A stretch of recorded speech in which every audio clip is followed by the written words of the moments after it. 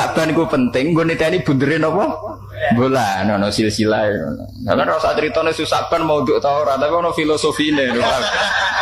Karo dene nek nyal maudhu ta orang goblok ora karuan kok nyal napa? Kula wis sering takok, Gus, nisu Saban ibadah iku hadise sahih ta ora, maudhu ta ora. Lah maksudem piye? Nak maksudem posisi tukang menghakimi, kowe kudune mufti ora usah takok, mufti je takok. Mufti kok goblok.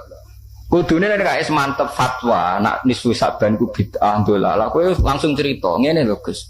Hadis musaban untuk falasane ngene-ngene. Malah semi mau untuk lha iku bener. Wong ijek takok kok wis duwe keputusan. Paham? Lha wong saiki usum goblok meniku usum. Dadi ijek takok tapi wis duwe napa? Lah sing nglakoni ya padha ijek mamang wis nglakoni lah. Dadi ya padha dene maksudnya sing takok